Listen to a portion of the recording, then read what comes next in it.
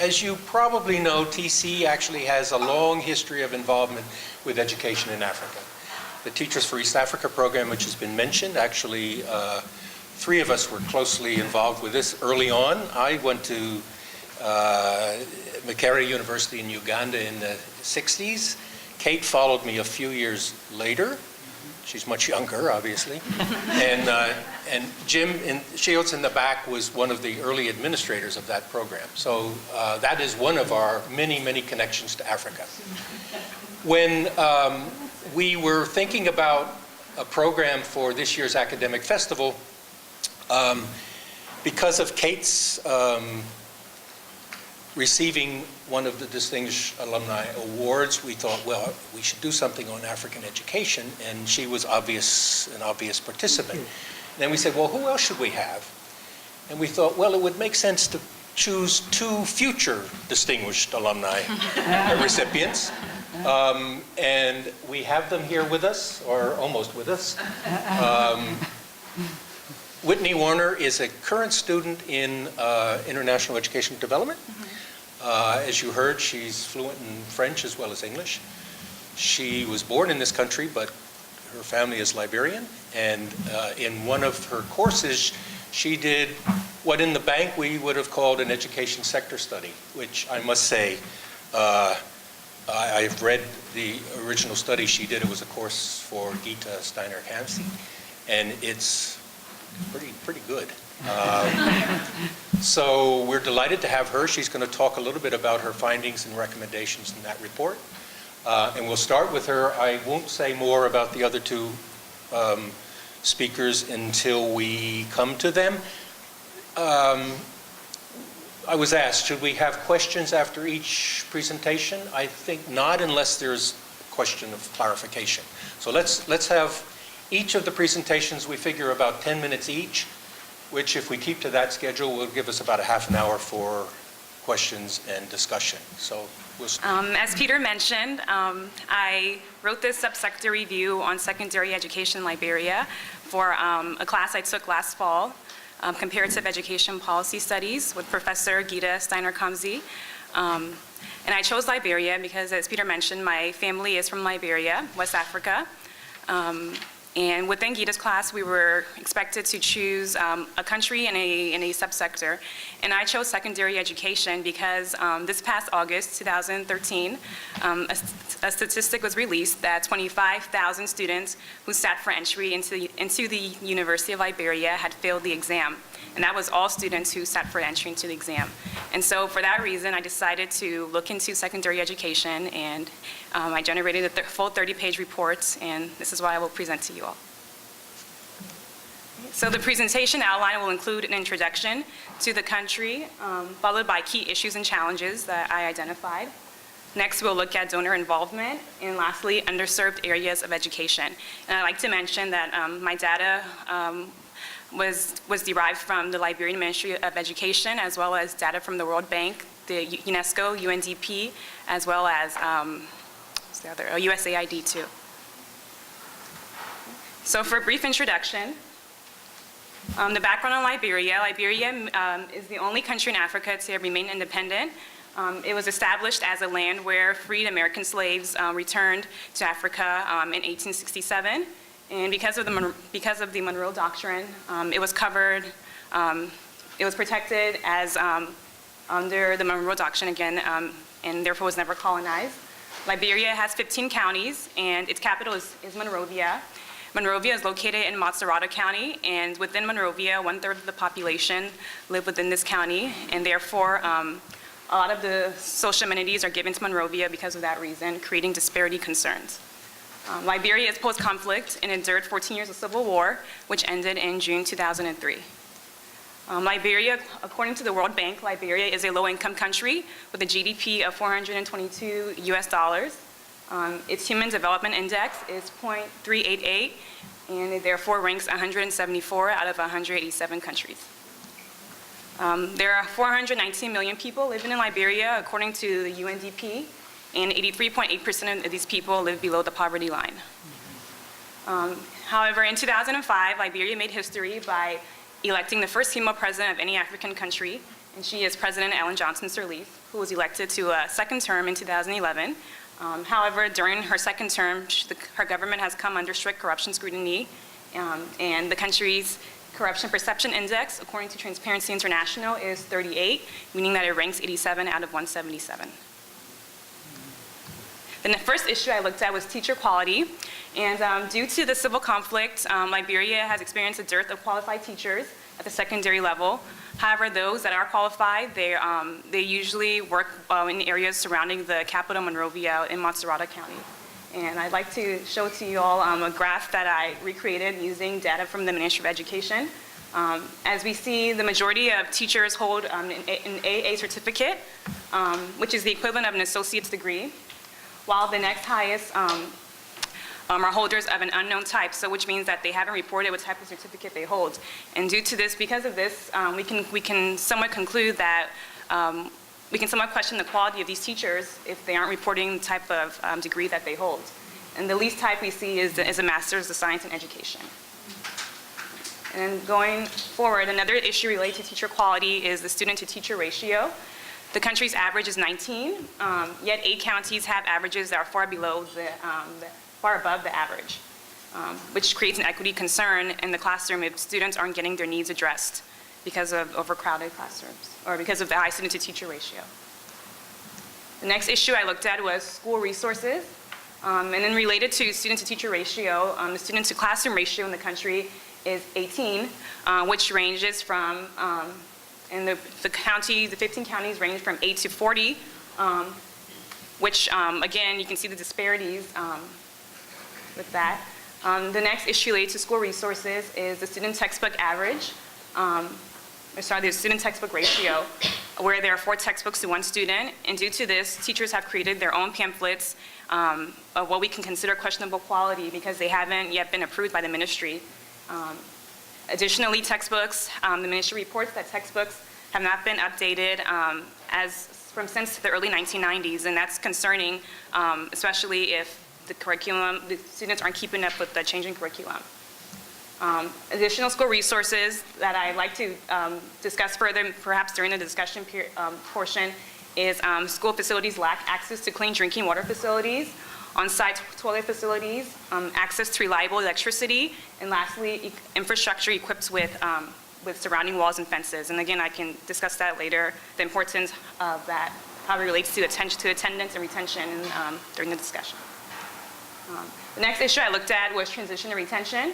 And in regard to this, we can see that the greatest disparities exist between males and females, particularly at grades 11 and 12, where women are transitioning at lower rates than men. And this is especially concerning at this grade level because from grade 11 to 12, that's when we expect students to transition onwards to the tertiary level, and which will define the career paths. And if you don't have women entering into certain fields that require degrees, there will be somewhat of a concern concerning disparities within the genders in the future. The next issue I looked at related to retention and transition is retention. And I do apologize that I recreated this graph through Excel and they rounded up the numbers. So they aren't, like for example, the 5% under grade 11 through 12, the red bar should actually be somewhere around 5.1, but they rounded it, they rounded it up. Okay, but again, we see at grades 11 through 12, the greatest disparity exists between males and females as well, where females are being held back at higher rates than males, and this is owed to many different factors, such as teenage pregnancy as well. Lastly, I looked at donor involvement. The IMF and World Bank, Liberia was a recipient of the IMF and World Bank's HIPIC initiative, which is the heavily indebted poor countries initiative, which granted the country $4.6 billion in U.S. debt relief in 2008. However, the country still relies heavily on development assistance. And we can see this through many different projects that are brought to you by Global Partnerships for Education, the USAID, World ORT, and OSF, FHI 360 and USAID, and the World Food Program. However, the majority of these programs, they go towards sustaining the primary school level, leaving behind the secondary education.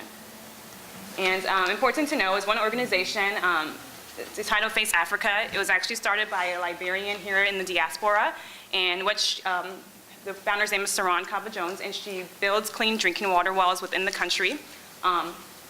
What this does is that she actually built a school at the Hopewell Mission School, and what that does, in fact, is not only does it provide clean drinking water to the schools itself, but also to the communities too, who can access, therefore becoming more efficient in treating this issue. And in conclusion, the underserved areas of education identified within this subsector are transition and retention rates among the genders, disparities between Matsurato and other surrounding counties, next, textbook and curriculum revision, and lastly, attention given to the secondary education. And this is mainly partly due to the fact that the Millennium Development Goal number 2 is achieving universal access to primary education for all students, and therefore we somewhat see that secondary education is therefore slacked. All right, and that is it. Thank you again for your attention.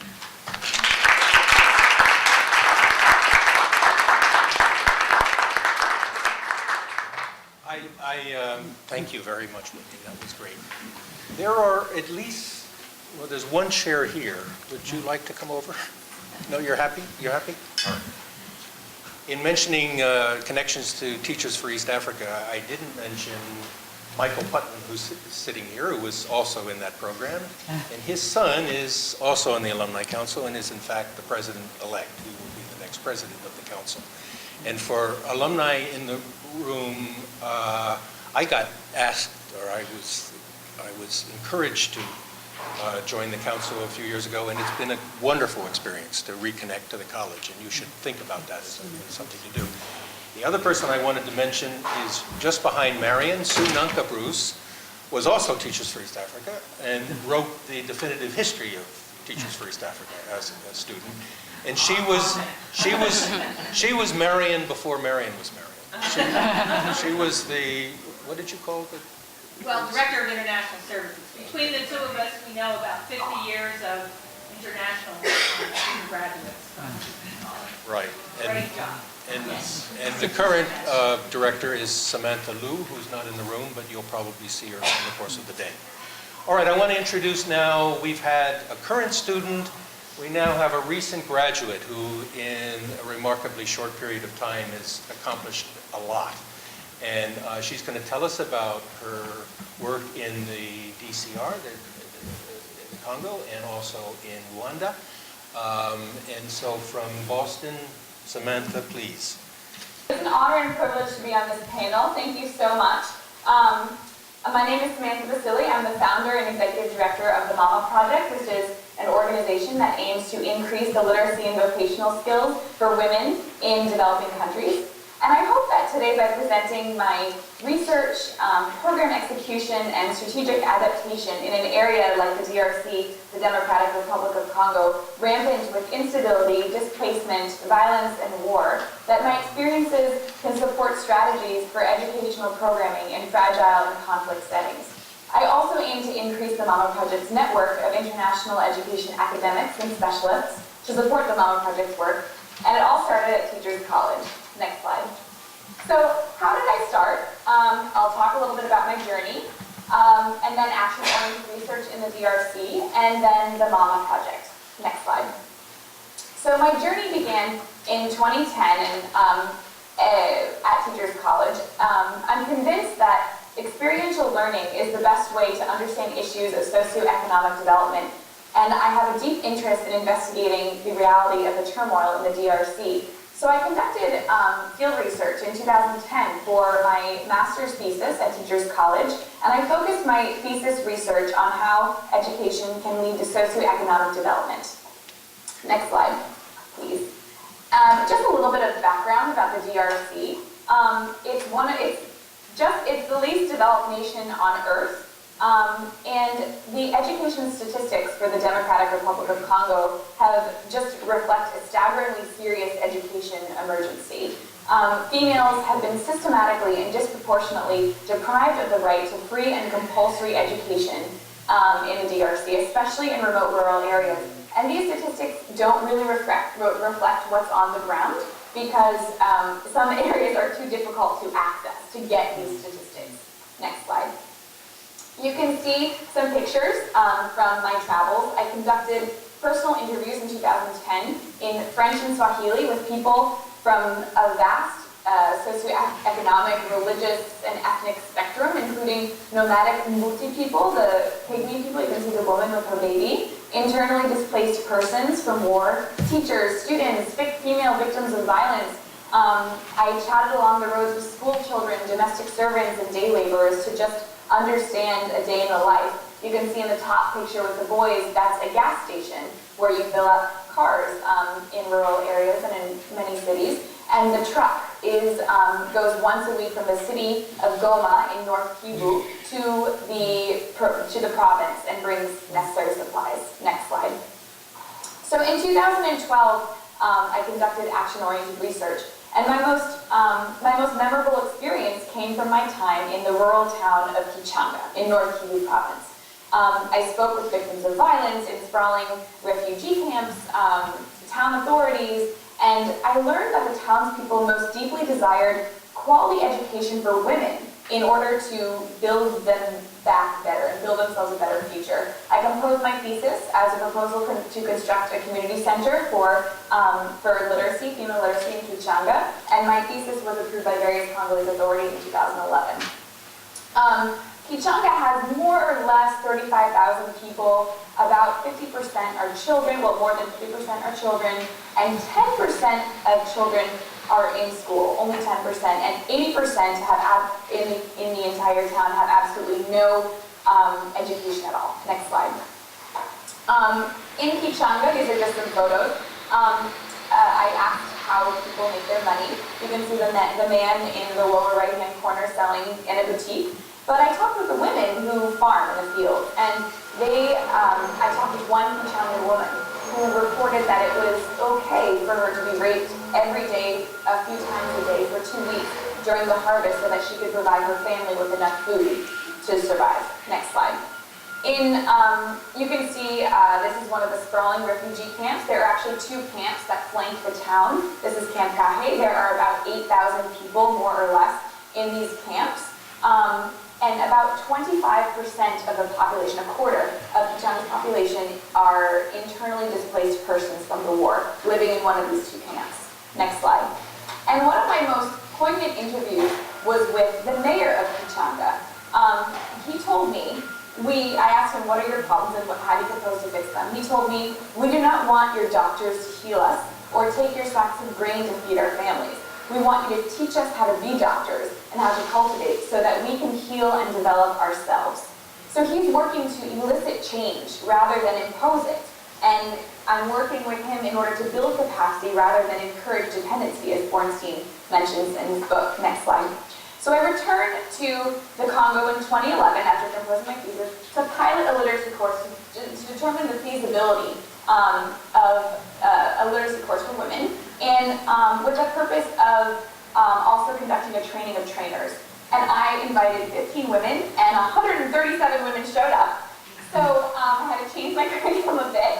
And the theory was these small group of educators would provide literacy education and teachers education to other women in the town, and that would help improve literacy in the town. Next slide. About 30% of these women had never held a pen before. But in the second week of our literacy course, they decided that the collaborative conception, creation, and management of a community center for female literacy seemed key to sustainable socioeconomic development in the town of Kichanga. The women's direct participation and making their voices heard the idea was that it would provide applicable education and help build Kichanga back better. Next slide. You can see the women conceiving the literacy center. And in the next slide, I compiled all of their drawings and produced a blueprint for this community center. It seemed wonderful. So I returned in 2012, and I was working with teachers, college students. We collaborated with them. I collaborated with them to create a literacy training tool that can be used to create training of trainers programs in just about any country context. And the most essential and innovative aspect of this tool is that it requires collaboration by all stakeholders, especially from local teachers and students. So, in other words, it helps deliver basic education for women in emergency and post-conflict settings. And it was, next slide, to be piloted in 2012 and 2013. But in 2013, there was an outbreak of war, and it meant a 35% increase in internally displaced persons, 1.7 million to 2.3, and we couldn't pilot the literacy program. And my questions became, in the context of this constant displacement, war, and lack of formal educational institutions, what kind of educational programming can facilitate sustainable socioeconomic development for women in Eastern DRC? And how can we ensure that literacy and educational programming is applicable and sustainable for these women, next slide, in these threatening conditions? This is another image from the town in 2013. Next slide. So where are these women that greeted me so wonderfully in their town? Next slide. The MAMA project was conceived in 2011 and incorporated in 2012. And we believe that educational solutions for sustainable development must be driven by the women and the communities that we aim to serve. And I believe that women and mothers are the missing links, and research shows that they are the missing links in areas to ensuring that a child's education can be reinforced in the home. Next slide. So we are moving, we have put that site to the side for the moment, and we are focusing on piloting our training and trainers curriculum in Rwanda. I'll be going there this summer, actually, and we have collaborated with Teachers College students again this year to produce monitoring and evaluation tools for this project. We have identified 2 pilot sites, one with young widows and daughters of the genocide, whose education has been interrupted, and the second at a UN refugee camp housing a lot of the Congolese refugees that have come over to Rwanda due to the war. Next slide. My journey continues, and I'm very inspired by Dr. Parry and her work in Uganda, and I'm so excited to hear her presentation. I would love involvement, collaboration, and feedback. Thank you so much.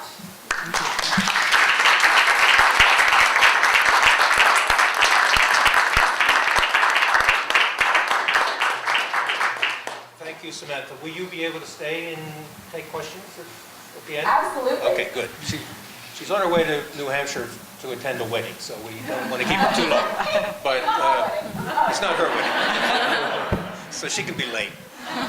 Our next speaker is our Distinguished Alumni Award recipient, Kate Parry.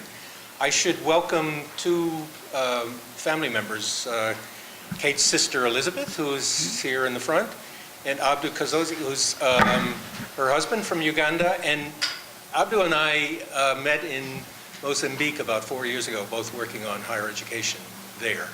I didn't understand at that point the connection, but now I do. Anyway, so Kate, thank you. Thank you very much.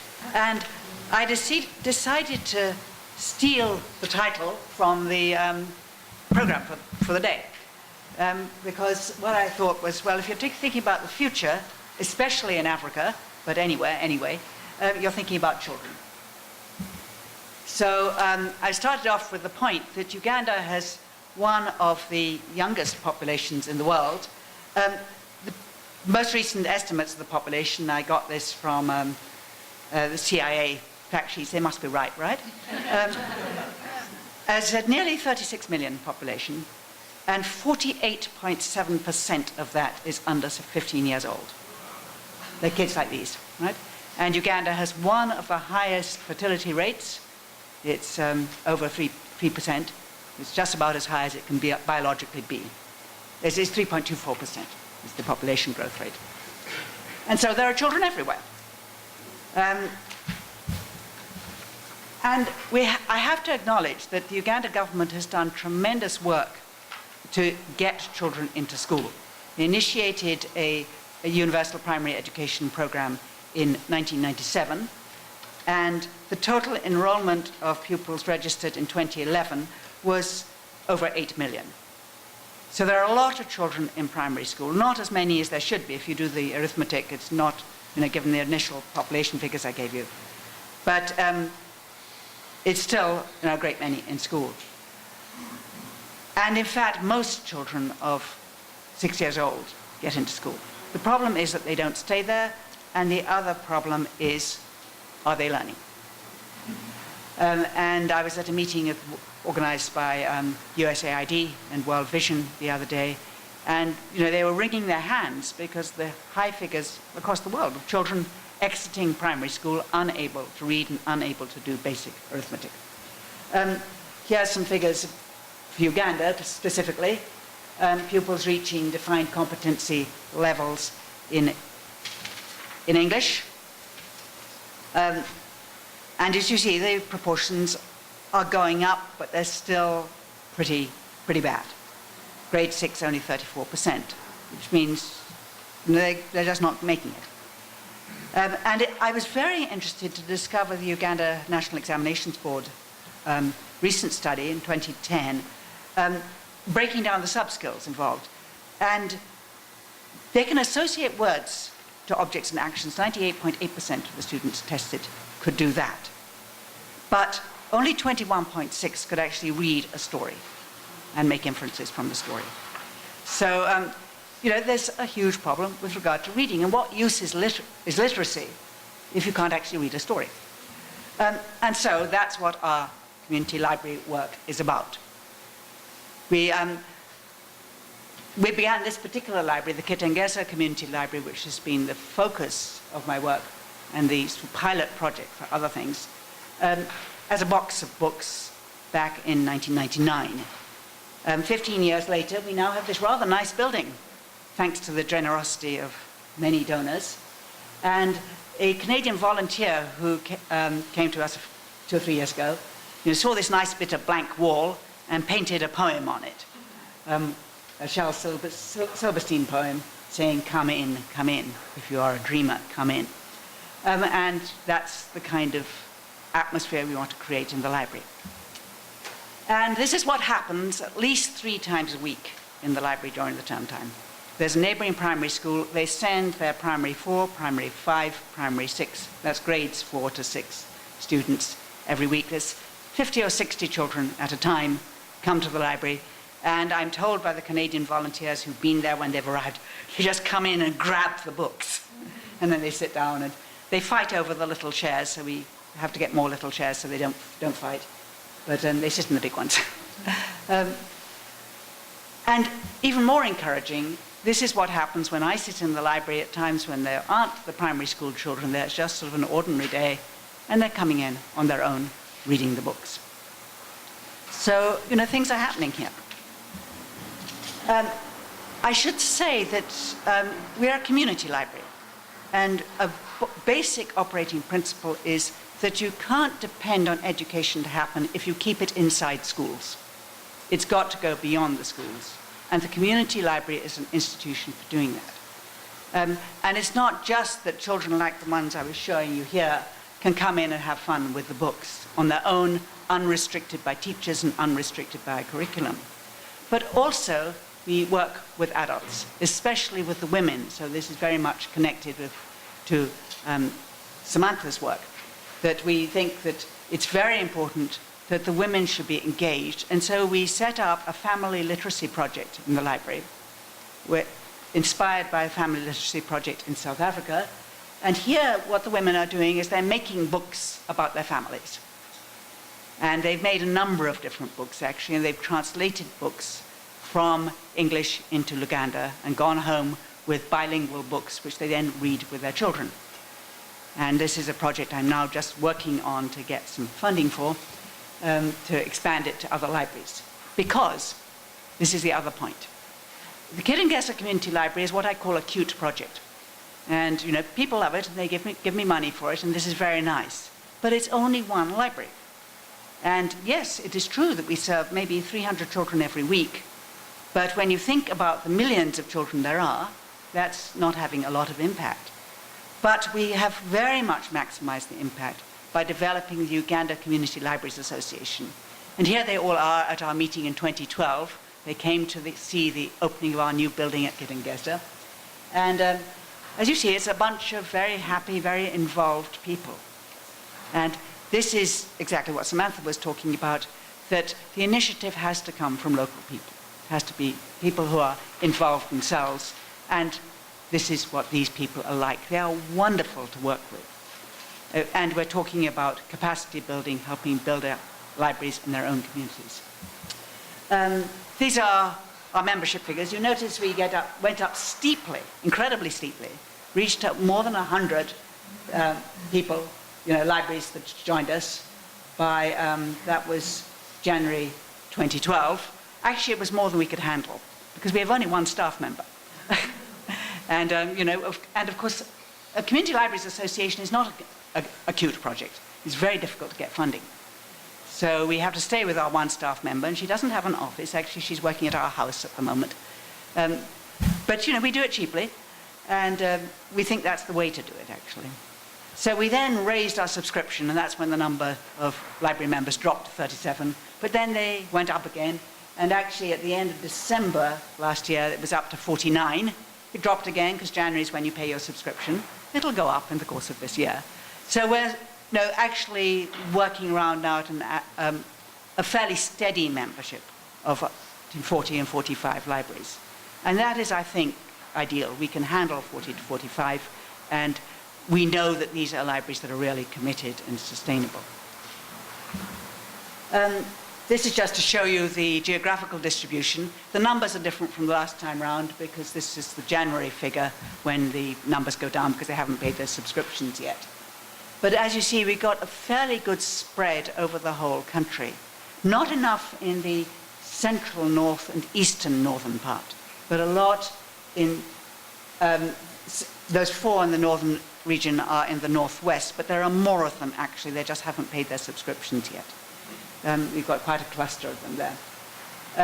And it's intriguing we've got so many in the east. And I think that's partly because we've got a collaboration with an organization called Lit World, which has helped us fund what they call lit clubs in 8 of our eastern libraries. And the western area includes our own library in Kitengesa. And this is the kind of thing they do. This is one of the cutest photographs that I have, so I had to show you that one. But this is just illustrates the diversity of the work. In this particular case, the library in question had worked with Uganda Cares to get HIV AIDS testing kits, and was going around with a van testing people. And they took a box of books with them from their library, and so while the adults were being tested, the children were reading books. And that was a picture that he took. But it's just the kind of flexible thing that you can do with community libraries. And you can basically do anything. You just need a little bit of money. And you need the people who are committed. And that's who we have in our Uganda Community Libraries Association and in the Kitengesa Community Library. So thank you very much. There's some websites that you can look at if you want to. I also have here a newsletter from the Kitengesa Community Library, which I'll pass around while you're asking questions. And if you really want a copy, please come and pick one up. Yes, there are plenty of challenges. But briefly, obviously funding is always one. You need money to do these things. We don't actually need very much. We're very good at doing very little with, a lot with a very little money. But it is always a problem.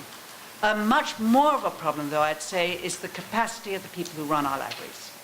Our member libraries in the Uganda Community Libraries Association, because they're not trained at all. It's our job, one of our missions as an organization, to help build their capacity through informal training methods. And so we get things happening, like, for example, a bad case.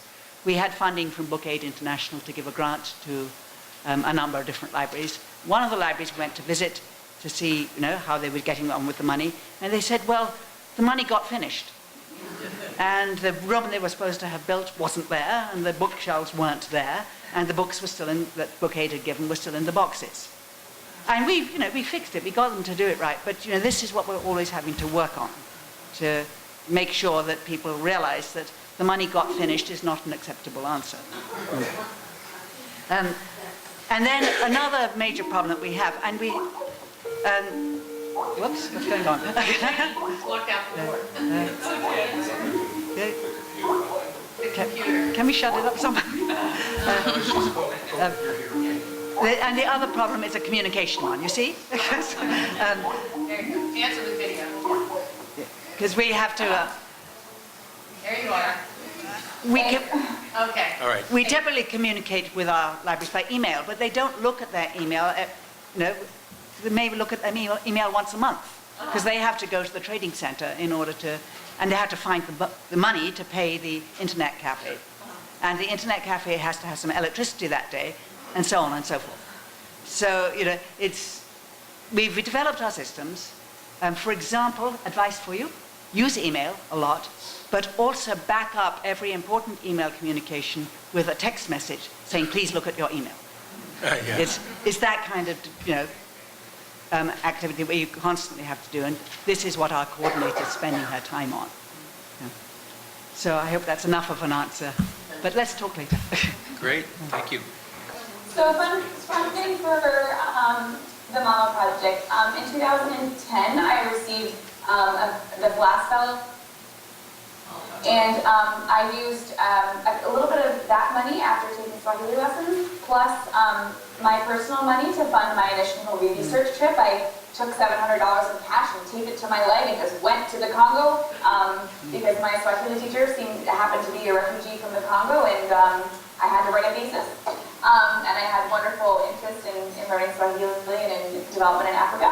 2011, I received the same fellowship to learn Swahili. I brushed up, and I used a little bit of the money, plus my personal money, to go over in 2011 and pilot the literacy course. I received a lot of donations, like books and computers, to donate, and all the supplies for the classroom. So they all were donated.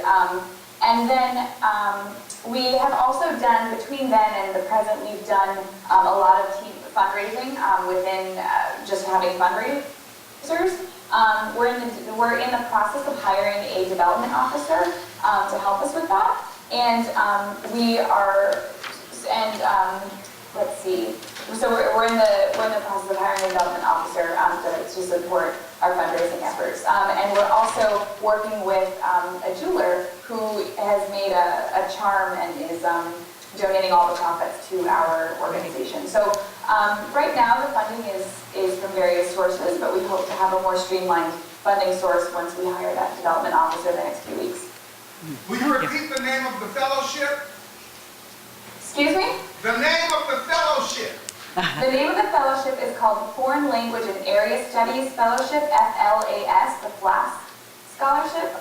It's given by the State Department, and you can learn very little studied languages like Wolof, Swahili was on there, different minority languages were on that fellowship. Great. Thank you. Thank you. All right, and now Whitney. All right. Thank you for your question regarding integrating technology into the curriculum. My research mainly looked at in regard to curriculum, school resources, but I can say that President Ellen Johnson Sirleaf has called for a revision to the curriculum, the education curriculum.